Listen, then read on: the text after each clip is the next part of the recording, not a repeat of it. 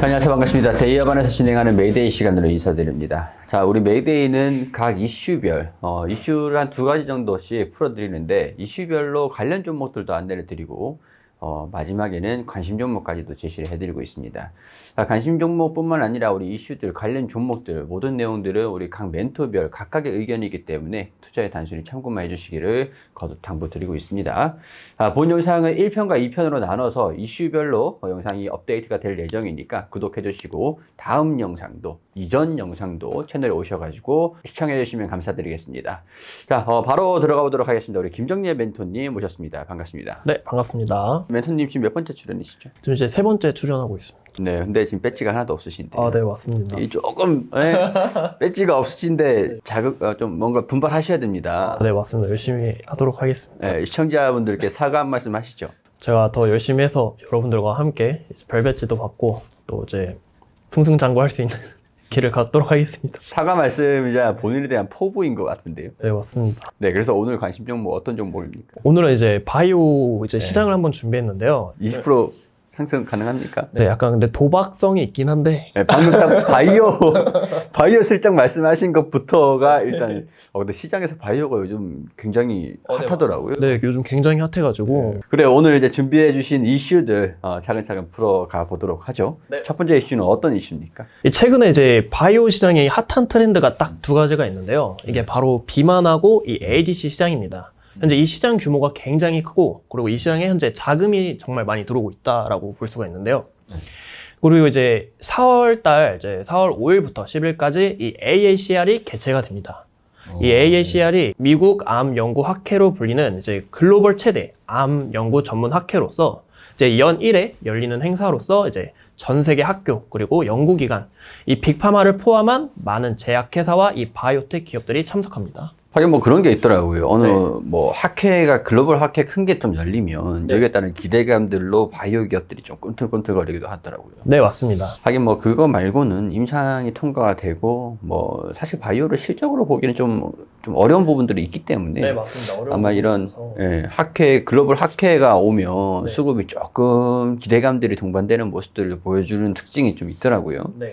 그래서 이 AACR이라는 암 학회에서 네. 어떤 일정들이 좀 있는지 구체적으로 말씀해 주실 수 있나요? 이제 AACR은 이제 기존 ASCO 그리고 ESMO 등과 함께 세계 3대 암 학술 대회로 이제 임상, 2, 3상이나 그리고 후기 임상 같은 결과 발표가 주를 이루는 이 학회들과는 달리 이 AACR은 이제 비임상, 전임상 같은 초기 연구 결과 발표가 많이 이루어집니다. 이로 인해서 초기 파이프라인 구축 준비나 또 경쟁력을 알릴 수 있고 대규모 기술 수출도 우리가 기대를 해볼 수가 있습니다. 그리고 우리가 이제 AACR을 크게 기대를 해봐도 되는 이유가 이제 5월 31일부터 6월 4일까지 이 ASCO가 이어지는데 이 AACR에서 주목을 받은 것들이 현재 이 ASCO까지 주목을 받을 영향이 있어 보인다라고 볼 수가 있습니다. 세계 3대 암 학술 대회가 네.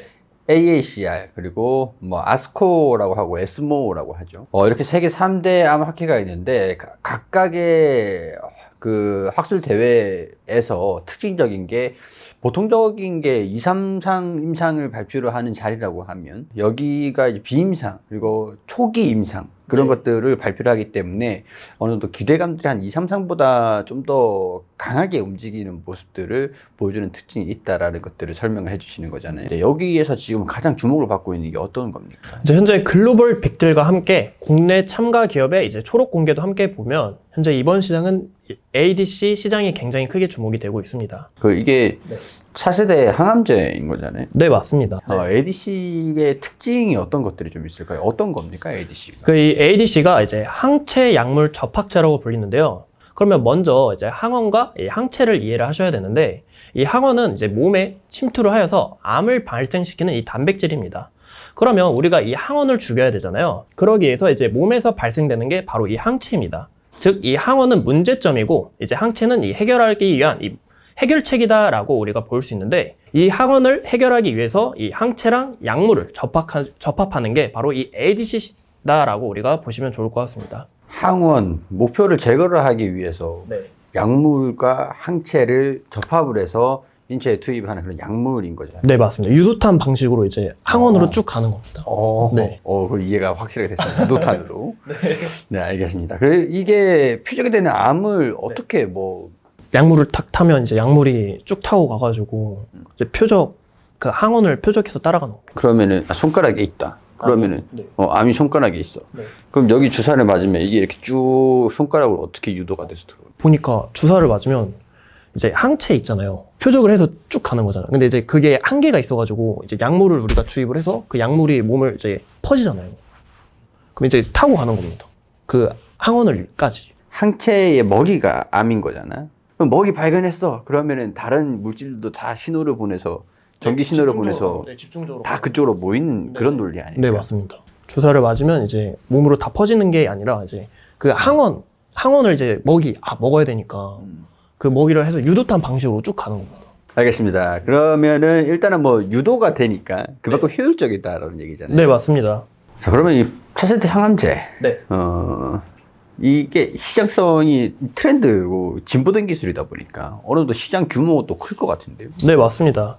이제 현재 이제 FDA의 허가를 이제 받은 이 ADC는 지난 10월 기준으로 13개에 불과하는데요. 현재 이 ADC 개발은 대부분 초기 연구 개발 단계에 머물러 있고 이제 국내외 제약 바이오 기업들이 이 ADC 개발에 현재 뛰어들고 있습니다. 사용화 되기까지 시간이 좀 아직까지 좀 많이 남을 수밖에 없겠네요. 아직까지 초기니까. 네. 아직은 이 초기 단계인데 이제 글로벌 기업들, 이제 화이자, 머크, 에브비 같은 기업들이 이 M&A 그리고 파트너십 활동을 본격적으로 개화 준비를 하면서 현재 글로벌 데이터에 따르면 이 ADC 치료제 시장 규모는 2029년 약 47조에 이를 것이라고 보고 있습니다. 47조에 뭐 1% 점유율만 가지고 있다 그래도 글로벌 상위 제약사가 될 수도 있겠네요. 네, 맞습니다. 네. 그래서 그만큼 이제 기대감들. 어떻게 보면 제약바이오가 꿈과 희망을 먹고 이런 임상에 대한 결과가 중요한 게 그런 글로벌 제약사가 될 수 있는 기회다 보니까 그만큼 주가에 반영이 되는 게 기대감이다. 이렇게 볼 수가 있을 것 같습니다. 네, 맞습니다. 자, 그러면은 이 차세대 항암제 관련된 임상을 진행하고 있는 기업이 관련 종목이 되겠군요. 네, 맞습니다. 네, 어떤 기업이 있습니까? 이제 레고캠 바이오를 준비했는데요. 이제 항원도 이제 대중적으로 헐투와 트랍투가 있습니다. 이제 헐투는 유방암이나 이제 폐암에서 많이 발현이 되고 이 트랍투 같은 경우 일반적인 암세포에서 가발현되기 때문에 이 범용성이 더 넓은데요. 이로 인해서 이 트랍투 시장 규모가 상대적으로 큽니다. 그래서 이 트랍2를 해결하기 위해서 ADC 제품을 만드는 이 레고캠 바이오를 오늘 한번 준비를 했는데요. 존슨앤존슨의 자회사인 이 얀센의 권리를 넘기고 선급금 1,300억을 충당을 했고 이제 단독 개발 권리 행사금 2,600억 지급과 그리고 상업화가 발생하게 될 경우 단계별 마일스톤을 포함하여 2조 6천억 원의 이제 순 매출 로열티도 별도로 지급을 하고 있습니다. 사실 마일스톤이라는 게 단계가 있잖아요. 네, 사업별로. 이제 임상을 진행을 했을 때도 어느 정도 기술을 개발에 진척이 있다라고 하면 얼마, 제품으로 만들었을 때도 얼마, 그리고 상업화를 했을 때도 얼마, 이런 식으로 뭐 단계가 있는 게 마일스톤이죠. 네, 맞습니다. 네, 근데 이 레고캠 바이오가 마일스톤을 받는다라는 게 확정이 되어 있는 겁니까? 네, 현재 확정은 되어 있고 또 이제 레고캠 바이오가 이번 계약뿐만이 아니라 이제 글로벌 제약사들과 맺은 기술 이전 계약만 해도 총 13건으로 최대 8조 7천억이나 되고 있다고 합니다. 네, 알겠습니다. 그러면은 레고캠 바이오의 주가 흐름들이 지금 어떻게 되고 있는지 차트를 보면서 설명을 들어볼 수 있도록 하죠. 근데 이제 레고캠 바이오 같은 경우 봤을 때 이제 오늘 아침에도 어느 정도 타액 실험이 물량이 나오고 또 강한 매수소로 인해서 캔들이 도지 상태인 것을 우리가 확인해 볼 수가 있는데요. 현재 이제 주가가 많이 오른 만큼 이제 5일선과 현재 격차가 크게 벌어지는지 안 벌어지는지 그 부분을 좀 중요시 보는 게 좋아 보이고 또 현재 레고캠 바이오는 최근에 이 신고가를 보여주면서 이 74,000원 부근을 잘 지지를 받는지 이 부분이 좀 중요시해 보인다라고 말씀을 드리고 싶고 거래 대금이 최근 터지면서 이때 차익 실현 물량이 굉장히 많이 나왔는데 이곳에 매물대가 좀 상당히 쌓여 있다라는 것을 우리가 볼 수 있습니다. 그래서 현재 구간에서 이 8만원 구간까지 매물대를 소화하면서 주가가 다시 재상승하게 될 경우 이 신고가를 넘어서 더 큰 돌파를 해주지 않을까라고 보고 있습니다. 레고캠 바이오는 얀센의 이 마일스톤에 대한 기대감으로 인해서 2조라는 이 규모, 대규모 자금이 시가총액에 현재 반영되는 것을 확인해 볼 수가 있습니다. 이 기대감으로 인해서 주가 상승하는 모습을 나타낼 수 있고 2023년 이 ADC 관련해서 이 파이프라인을 전 세계에서 가장 많이 보유한 만큼 총 남은 계약으로는 이제 13건으로 8조 7천억 규모로 바라보고 있습니다. 여기에 대한 기대감으로 주가가 더 크게 올라갈 가능성은 보이지만 만약에 이 사람들의 대규모 이 매도세와 차익 실현 물량이 나오게 될 경우 또 장대 음봉이 나올 수 있기 때문에 우리가 이런 부분을 좀 주의하시는 게 좋아 보이지 않을까라고 말씀을 드리고 싶습니다. 자, 알겠습니다. 레고캔바이오 같은 경우는 지금 시가총액이 2조 가량을 넘어서고 있는 상태인데, 이게 얀센의 로열티를 수령을 하는 게 한 2조 가량 이상의 로열티 수령이 대기되어 있는 상태잖아요. 네, 맞습니다. 뭐 막상 이제 로열티 수령이 어떻게 될지는 모르겠지만 그런 부분들이 반영이 되면서 주가가 강하게 상승하는 모습들을 보여주고 있는 상태라고 말씀하셨고, 네. 앞으로 13건 가량이 한 8조 금액 이상이 된다라고 했을 때 이런 것들의 뭐 수령 결과에 따라서 주가 등락이 좀 있을 수 있으니까 지금 당장에 실현될 현실들은 아니고 미래를 이제 기대감들을 가정을 한다라고 했을 때 13건에 8조라는 것들이니까 이런 것들이 앞으로 향후 어떻게 변화될지는 모르는 겁니다. 13건이라는 거는 그만큼 13건의 이슈가 있을 거라고 볼 수도 있는 거니 전부 다 낼 수는 없겠죠. 그렇기 때문에 급격하게 주가가 등락폭을 보이는 것들을 경계를 하자 라는 의견을 말씀해 주셨습니다. 자, 알겠습니다. 그러면 레고캔바이오 체크를 했고요. 그 다음에는 또 어떤 기업이 있습니까? 이제 준비한 기업은 삼성바이오로직스가 있는데요. 이 삼성바이오로직스는 이 어려운 산업이지만 이 사업 구조가 굉장히 심플합니다. 이 사업 구조 중에 이제 한 가지 말씀드리고 싶은 게 이제 CDMO 사업이 있는데 이게 단순히 의약품을 생산하는 것을 넘어서 이제 개발까지 대신해주는 현재 사업을 하고 있습니다.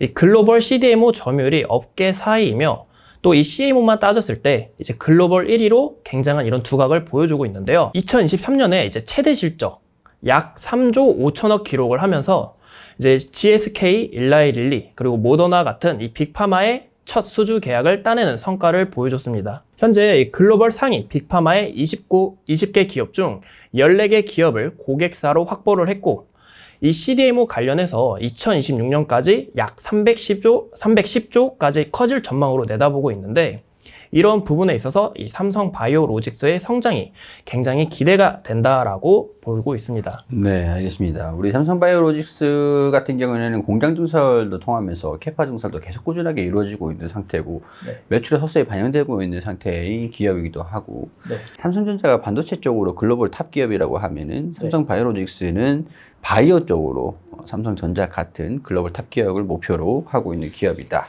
네, 맞습니다. 라고 정리를 할 수 있을 것 같습니다. 네. 자, 그러면은 지금 주가 움직임들이 어떻게 되고 있는지 차트를 보면서 체크를 해보도록 하죠. 이 삼성바이오로직스는 이 상승 추세를 따라 현재 주가가 형성되는 것을 우리가 볼 수가 있는데요. 과거에도 이 85만 원 구간에서 저항을 받고 주가가 매도세가 나온 것을 확인해 볼 수가 있습니다.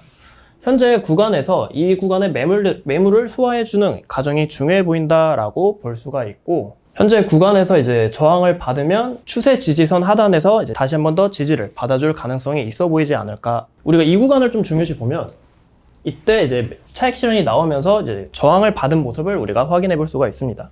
현재 구간에서 다시 한 번 더 돌파가 나와주는지 집중해서 봐야 된다라고 말씀을 드리고 싶고 현재 구간에서 이제 저항을 받고 주가가 다시 한 번 더 조정을 받게 될 시 이 추세선 지지 라인을 우리가 눈여겨봐야 된다라고 말씀을 드리고 싶습니다. 만약에 이 구간을 이탈하게 될 시 이 구간에서 우리가 좀 리스크 관리를 좀 염두해야 된다라고 말씀을 드리고 싶은데 이 삼성바이오로직스는 이제 올해 말에 이제 대규모 공장을 또 구축 준비 중에 있어서 만약에 이 공장이 구축하게 될 시 또 올해 2024년 또한 이 최대 실적을 기록할 수 있는 이런 전망을 내놓고 있기 때문에 우리가 삼성바이오로직스 눈여겨보면 좋을 것 같다라고 말씀을 드리고 싶습니다. 삼성바이오로직스 같은 경우에는 과거에도 계속 4공장, 3공장, 저기 송도 쪽에 공장 증설을 계속 하고 있는 상태잖아요. 네, 맞습니다. 공장을 증설을 하면서 부분 가동도 시작하면서 조기 가동을 할 정도로 글로벌 수주를 계속 잘 받고 있었던 상태였었죠. 네. 이게 어느 정도 캐파가 차트에 반영되고 있었기 때문에 주가가 선반영된 부분들도 어느 정도 있습니다. 그렇기 때문에 항상 당시에 PER이 매출 대비해서 한 300배까지도 올라갔었던 그런 기업이기도 하거든요. 네, 맞습니다. 지금은 매출이 공장이 가동되면서 많이 올라오면서 퍼가 한 70배 정도 수준들이 형성이 되고 있는 상태인데, 네, 5공장 가동도 진행을 하면서 매출 반영도 좀 이루어지면은 특징적으로 주가에도 좀 어느 정도 변화가 있지 않을까 이렇게 볼 수도 있을 것 같습니다. 우리 바이오 관련돼 가지고 ADC 표적 항암제 관련주로 레고캠 바이오 그리고 삼성 바이오 로직스 이렇게 두 기업을 체크를 해봤습니다. 네. 자, 이렇게까지 1편 준비되어 있고요. 우리 곧 이어서 2편까지도 업로드 진행이 될 예정이니까 공개되시면 우리 채널로 오셔가지고 구독 한 번씩 꼭 눌러주시고 시청해주시면 좋겠습니다.